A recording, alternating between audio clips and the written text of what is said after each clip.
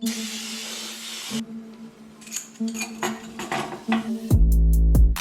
have switched over to a naturally aspirated style build on the 387 stroker that you see here on the channel, and we got some things we still want to shake down on it.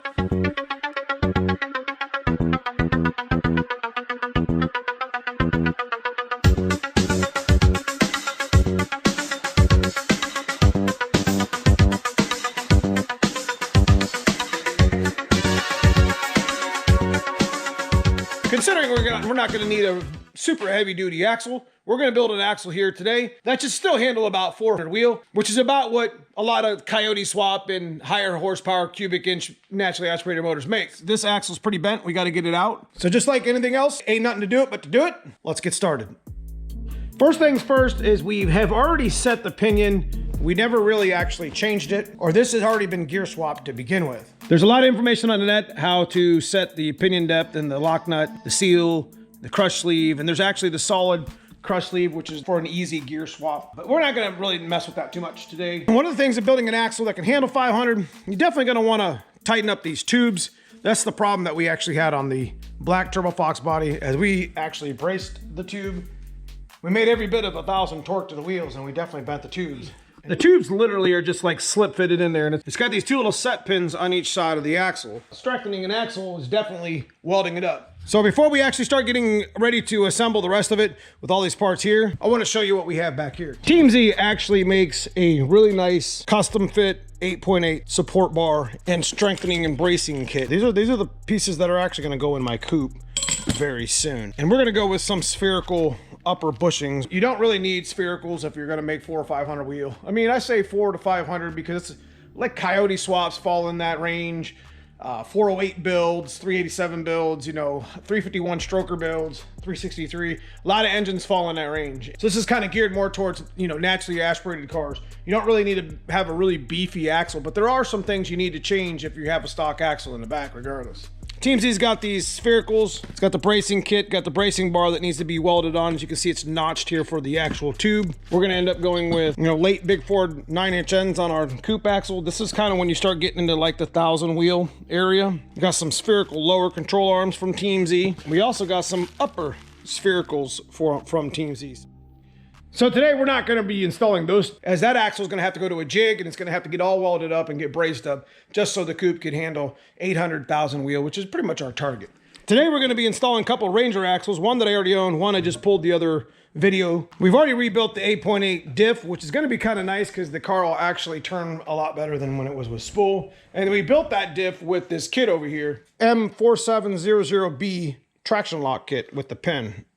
But outside that, it's just a basic rebuild. Couple of new seals, couple of new bearings. We're gonna get this diff locked in here. We're gonna go ahead and lock these axles in. It'll go pretty quick. And we're gonna start unbolting that axle, put the transmission jack underneath of it, and swap them out. Again, this is temporary. We're gonna probably stay NA with this car for a while. Not really in a hurry to get it boosted. And it'll be, you know, a fun axle. It'll be straight. At least I'll know this part of it isn't broken anymore. We had to put something in there anyways, so we might as well put something there we can still drive on while we fix the other one.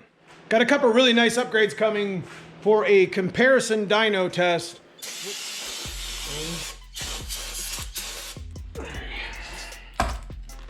Driver and passenger side here.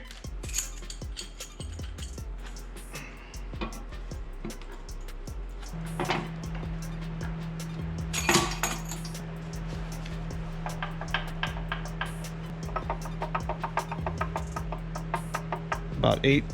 So these are very specific by their side. Main caps for the axle. We always mark our baggies.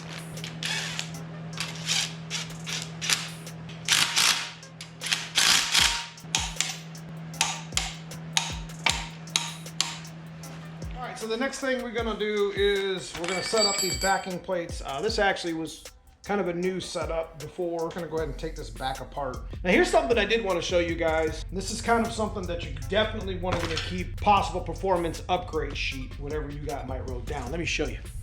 Now here in the shelf, I actually have a SN95 8.8 rear axle caliper bracket, moan bracket set up for a rear disc. So if you actually take this rear disc axle bracket and you cut it to fit just over the end of this tube, you could actually mount this On the back side of this axle, where the 4 bolt holes are, this is not the right side. I'm pretty sure this is the other side, but you get the concept. If you cut this bracket just enough to go around this tube, you can fit the bracket behind and bolt it up.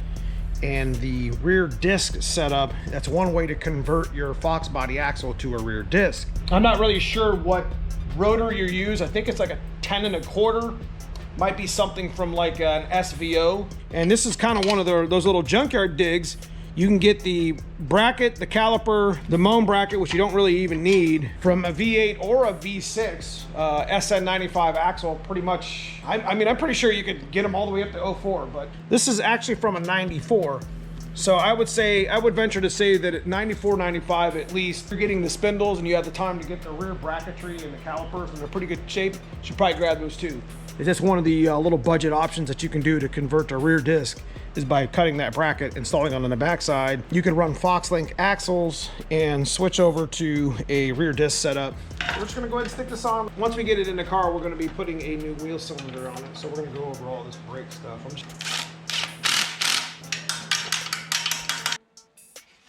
The differential.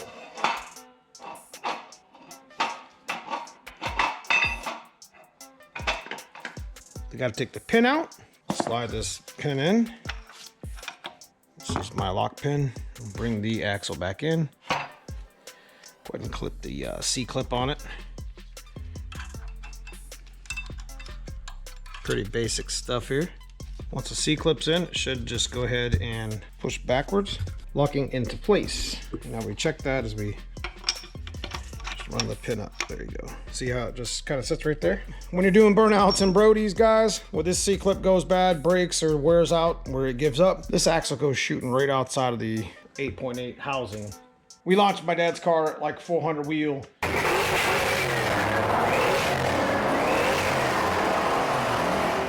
On slicks, and had been doing that for a number of years. And you know, the stock axle, which just so happens to be the mate of the other axle that we had extra, went flying out the side. All right, we're gonna do the same thing here on the other side, and then we'll get into the bushings.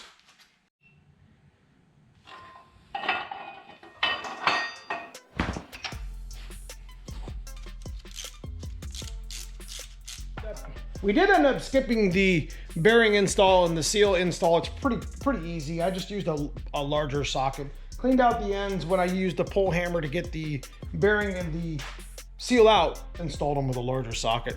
I mean, there's lipped edges on the edge of the tube that, you know, if you're not gonna run C-clip eliminators, which is what you should run. But we're about to install the upper bushing. This is like the same as the control arm bushings, and we're gonna get a socket and do pretty much the same thing. Go ahead and tap it in with the socket, as this should be nice and centered, this differential ear hole, or whatever you wanna call it.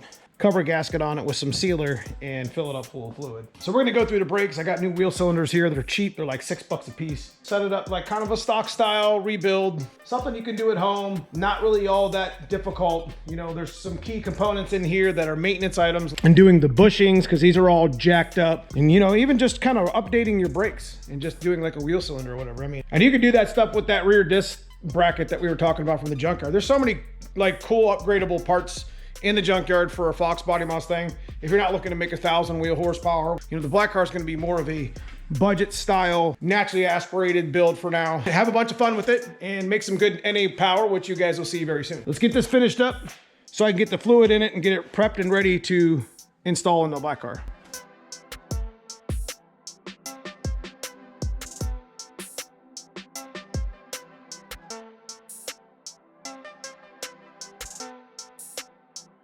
Looks pretty good, looks pretty centered all the way around. That was pretty easy.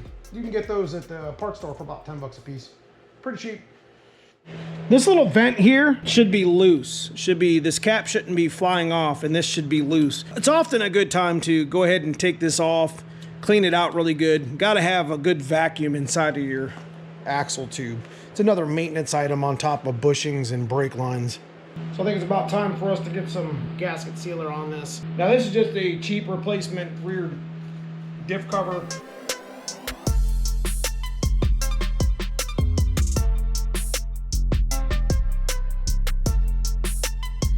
This is making for a pretty solid little budget. This will handle every bit of the naturally aspirated power of the that the black car needs to make with the, and have a little bit of fun with it while we fix the other one, like I had mentioned.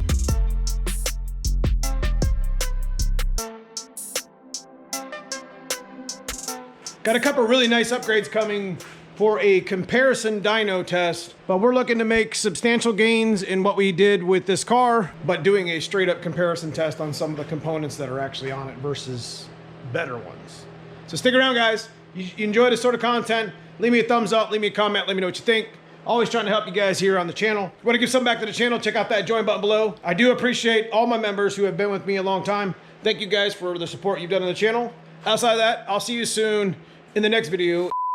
So another one of the reasons why I'm actually building this axle is because we were going to 5-lug swap Cousin Paul's clapped out coupe here anyways. So we're just going to go ahead and use that when we're done and we fix the black car's axle. If you guys remember, we got this coupe for 1,500 bucks on Facebook. Had a whole bunch of junk in the trunk.